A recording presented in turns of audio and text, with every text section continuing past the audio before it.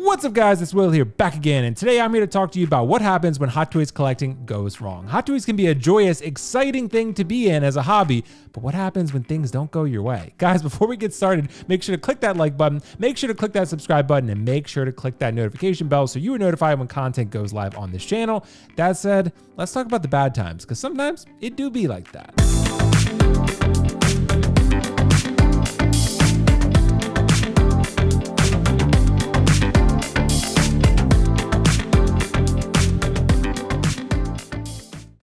All right, guys, so thank you so much for joining me for another fine video today. We need to talk about a very important topic, and that is to talk about when Hot Toys collecting goes wrong. Guys, this can happen when you decide to embrace the Hot Toys lifestyle, when you decide to fully immerse yourself into collecting Hot Toys like the rest of us.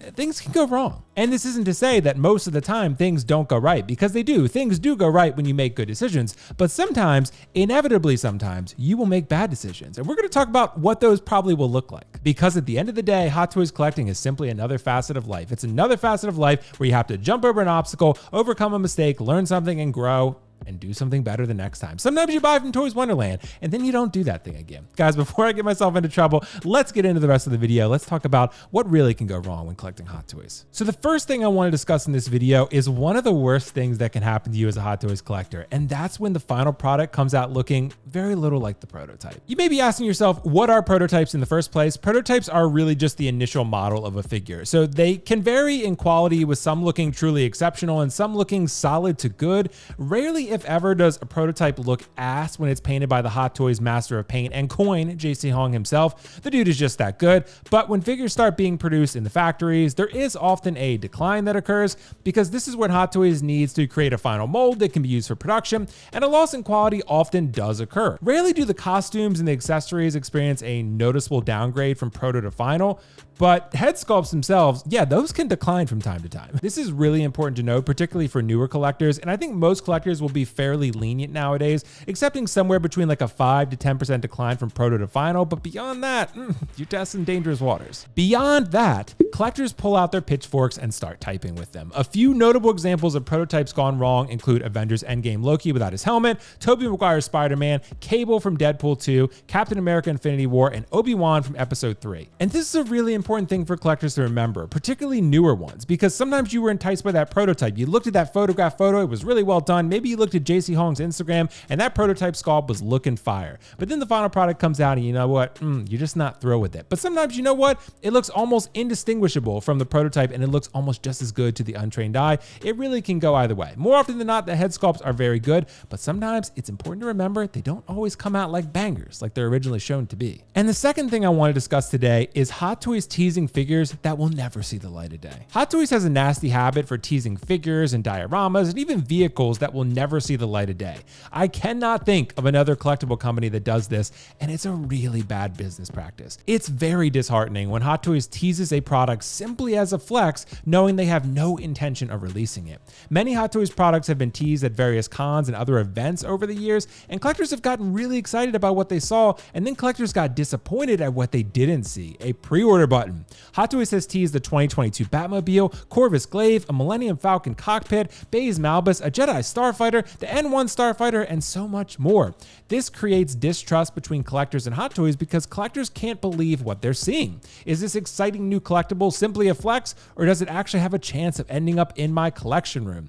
It sucks to get excited about a product that will never see the light of day. It sucks to be in a hobby that is all about escapism and fun, feeling more like it's about being let down when Hot Toys decides to not list a product they've teased up for sale. This needs to stop. The third thing I want to talk about today is a figure arriving damaged. There's not much worse in the world than that happening to you. There is nothing worse than checking your tracking number, seeing your figure is going to be delivered that day, and having the figure arrive damaged. These things do happen due to mishandling during shipping, usually DHL, or even QC issues from time to time. It's unavoidable and will happen to you eventually. The key is how you respond. If you bought the figure from a reputable dealer, you should contact that dealer immediately to discuss a replacement part.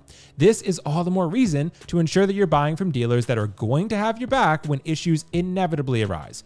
Hot Toys are generally pretty great when it comes to QC, but you may have an issue every blue moon. This process can be pretty frustrating, but it's important to remember that it's going to get resolved. You're just going to need to remind yourself to be patient if you bought from the right retailer. And again, I just want to drive home that point one more time here about buying from a reputable dealer, because again, it allows you to feel confident in what you're doing and spend more time on collecting and not PayPal disputes. And the fourth thing I want to talk about is changing your mind and not being able to get your deposit back. Changing your mind is an inevitability. It's one of the most frequent things that happens in life. But when it comes to Hot Toys collecting, you have to remember you're likely putting down a 10 to 20% deposit, depending upon the retailer, whenever you pre-order a Hot Toys figure. And I understand changing your mind is part of the human condition, and you cannot escape it through the art of collecting Hot Toys. It just can't be done. You're not going to escape it. Nonetheless, you have to remember that if you cancel a pre-order, the retailer is probably not going to give you your money back, no matter how justified your reasoning or excuse is behind needing to cancel that pre-order. So just remember, you're going to be 10 to 20% of Hot Toys figure poorer if you cancel that pre-order. And the fifth thing I want to talk about is damaging your figure when trying to pose it. Oh my God. Damaging your Hot Toys figure is one of the most traumatic things that can occur to an individual.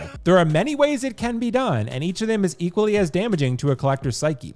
Some examples include leaving a suited character on a waiststand for too long and having the material rip right off, snapping a wrist peg inside the hand or body of a figure, creasing your figure's suit because you thought you were slick and could leave the figure in a dynamic pose in perpetuity, breaking an accessory because you weren't careful, or any number of things you can accidentally do to your expensive nostalgia investment. It's another unfortunate reality of collecting not just Hot Toys figures, but anything valuable. And as Vision said, "But a thing isn't beautiful because it lasts." In all seriousness though, for the love of God, don't use waist clamps on figures that don't have fabric materials or some sort of die-cast material. I promise you. And also, don't dynamically pose your figures if they're in a skin-tight suit. You will thank me later, I promise you. And at number 6, we got to talk about an inevitability here. Hot Toys announcing a better version of a character that you just bought. Hot Toys are created not just with artistry, but also with technology. And as we know, technology evolves. Hot Toys processes tend to improve over time, and their commitment to iconic characters doesn't waver, because it also doesn't waver among fans. That means that 2.0s, 3.0s, 4.0s, or reissues in general are an inevitability for most of your beloved characters. It's just a matter of time. Sometimes you get an amazing Hot Toys figure and you're loving it, and the unthinkable happens. Hot Toys announces a newer, better version of that same character that has you looking at your recently cherished figure as if it's now the redheaded stepchild. A prime example of this was the Beskar Mandalorian. The original Beskar Mandalorian just barely released, and then Hot Toys announced the chrome version with superior paint apps, and collectors collectively cried out in anguish together. There's also the Hot Toys C-3PO. Those who bought the Attack of the Clones version, potentially out of desperation, probably weren't thrilled when the Return of the Jedi version was announced. Or those who went out and bought the Episode 3 Anakin, and then Artisan Anakin was announced. The list goes on and on. Sometimes you win some, sometimes you lose some, but the chase for the shiny new thing, that never ends. And at number 7, we got to talk about something important, and that's getting scammed. Getting scammed can be a part of Hot Toys collecting, but you can take the appropriate precautions to hopefully avoid this type of misery. Don't buy from Toys Wonderland. They may provide a good customer experience here and there, but the risk is far too great to take the chance. I've purchased from there a few times when I was first starting out, and my experience was never ideal. To all those who've had great experiences there, great. I think that's great for you. But I think the chances of your order being messed up are too high to risk it for most collectors.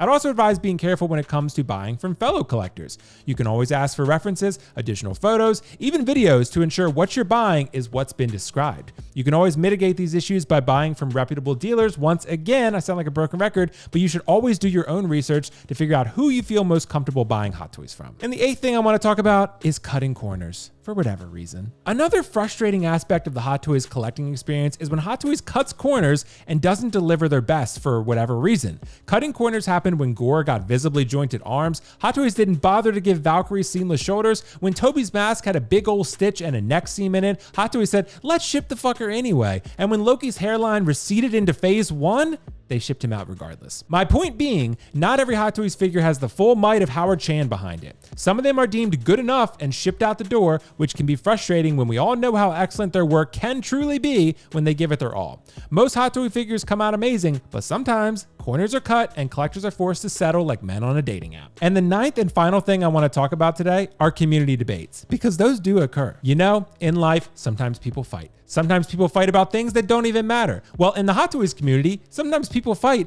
all the time. Not really, I'm just joking, but people do fight a lot in all seriousness, no cap. There's arguments about the quality of head sculpts, there's arguments about whether the tailoring is accurate, there's arguments about the ethics of their favorite YouTuber, who's more attractive and gets more women, but ultimately, we have to hope that it's for the betterment of the product and the community. This community is a great place with a lot of amazing benefits, but sometimes you have to find a way to avoid some of that drama. It's crucial to learn to present your opinion respectfully and learn to hope that others will do the same, but to expect that they probably won't. Let me cut to the point here. This figure is ass. I'm sorry. All right, guys, so that's that. Those are the ways in which Hot Toys collecting can go wrong. Guys, let me know in the comments below. Are there other ways that Hot Toys collecting can go wrong that you need to let me know in the comments below? If so, drop a comment in the comment section. I would love to hear your thoughts. And of course, make sure to like, comment, and subscribe. Guys, I would be thrilled if you would subscribe to this channel. Make sure to click that notification bell. I would love to have you here for more videos and be notified when stuff goes live. And if there's any other topics you would like to see me discuss, anything else you would like to hear from regarding Hot Toys or anything else in 6-scale collecting, maybe even statues if you want to talk about that, let me know again in the comments below. Guys, I appreciate you as always. I appreciate the engagement. I appreciate the support. It's been very heartwarming, and you guys have just made my life all the better because of it. And in all seriousness, yeah, you guys have really done a lot for me, and I really appreciate that, and I just can't say thank you enough for that. Anyway, guys, that's all for me for now. I appreciate you as always. Thank you so much for the support again, and you've been great. I'll catch you in the next video. Peace out. See you later. Bye. Bye.